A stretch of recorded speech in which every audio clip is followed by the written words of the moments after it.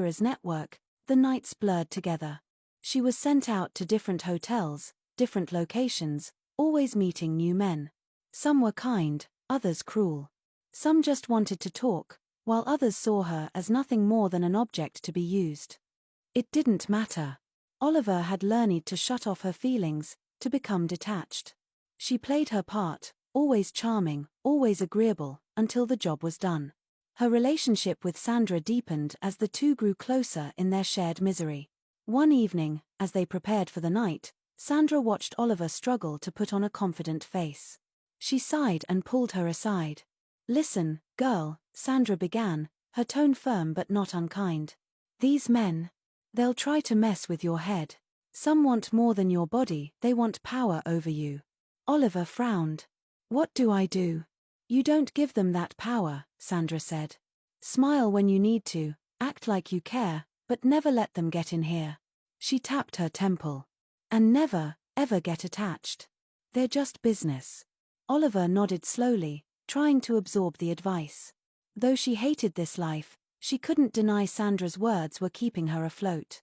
But the deeper they both sank into this life, the harder it became to imagine escape. Sandra had already resigned herself to the fact that she would never leave. She had learned to find comfort in the money and the status that came with her position. But Oliver still clung to the hope of returning to her dreams.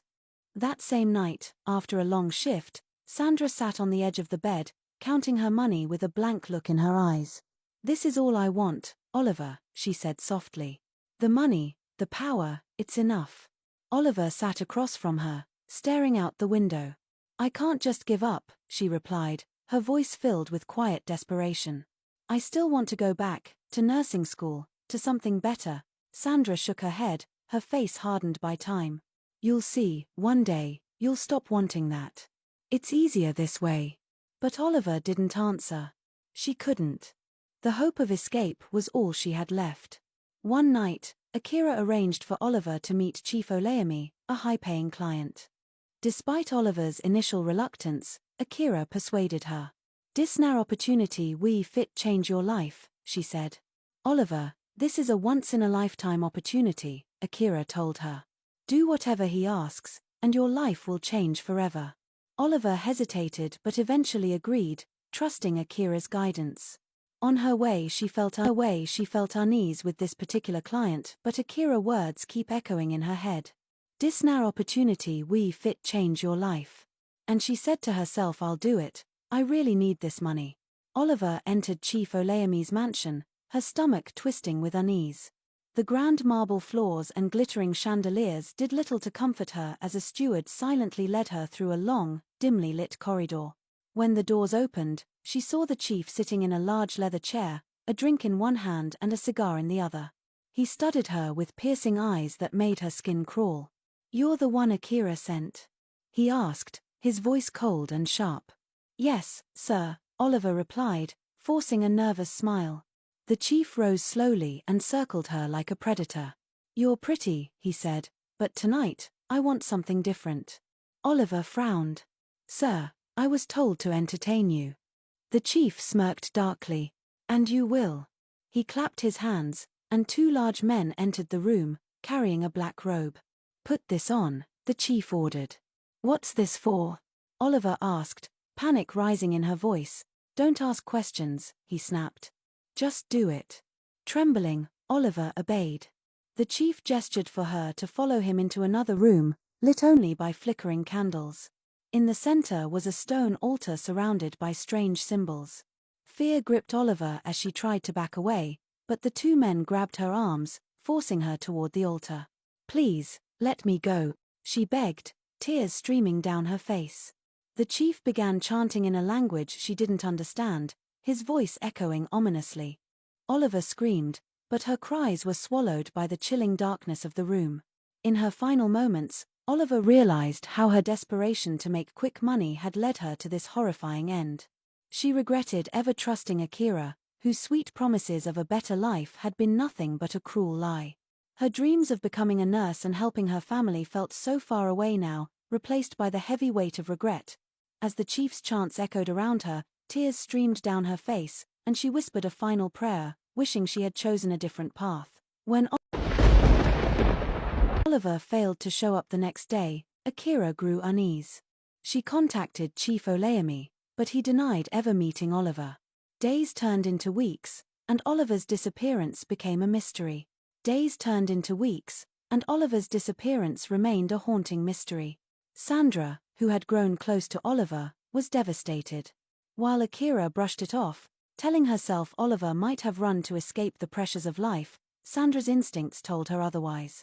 She began asking questions among the other girls and digging into Chief Olayemi's reputation. What she discovered chilled her to the core. Chief Olayemi was not just a wealthy businessman, he was involved in occult practices rumored to require human sacrifices.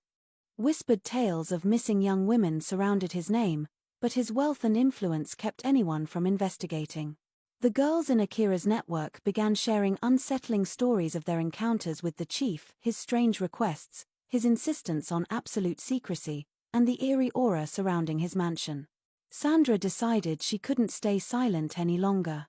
Sandra gathered what little evidence she could, the last text messages Oliver sent, details of her assignment to Chief Olayemi, and testimonies from people around with courage born from desperation. She walked into a police station and demanded to speak with an investigator. The officer on duty, skeptical at first, listened to Sandra's story. She described how Oliver had been sent to the chief's mansion and never returned, and how Akira dismissed her concerns. Though reluctant, the officer agreed to launch a discreet investigation. The police began monitoring Chief Olayemi, collecting evidence through surveillance and informants. What they uncovered confirmed Sandra's fears. The chief was part of a powerful secret society that performed rituals believed to bring wealth and power. These rituals often required the life force of young women, and Oliver had been his latest victim. Further investigation revealed that Oliver had been drugged and taken to a hidden chamber in the chief's mansion. There, she was subjected to a horrifying ritual, her life taken as an offering to the chief's twisted beliefs. With this evidence, the police raided Chief Olayemi's mansion. They found the grim remnants of his practices, blood-stained altars, ceremonial artifacts, and even videos documenting his rituals. Among the evidence was a recording of the night Oliver disappeared, which confirmed her tragic fate. The raid made national headlines, shaking Lagos to its core. Chief Olayemi's arrest exposed the dark underbelly of the elite and their unholy practices. One Sunday morning, just as Akira was about to lead the choir in a powerful hymn, the church doors burst open. Police officers stormed in, their presence silencing the congregation. "Mrs. Akira Adebayo, you are under arrest," the lead officer announced. The congregation gasped. People murmured in disbelief as Akira, still in her choir robe gown, was handcuffed and led out of the church. Her secret life had been exposed, and the community she had deceived turned their backs on her. In prison, Akira's life took a grim turn. Stripped of her influence and reputation, she faced the harsh reality of her actions. Oliver's death weighed heavily on her conscience, and the betrayal of her congregation haunted her. Akira began to question her choices, wondering if redemption was possible.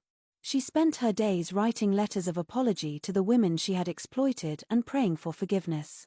But the weight of her sins felt insurmountable. I hope you enjoyed the tale. If so, please like the video, share it with your family and friends, comment on it, and don't forget to subscribe to the channel and turn on the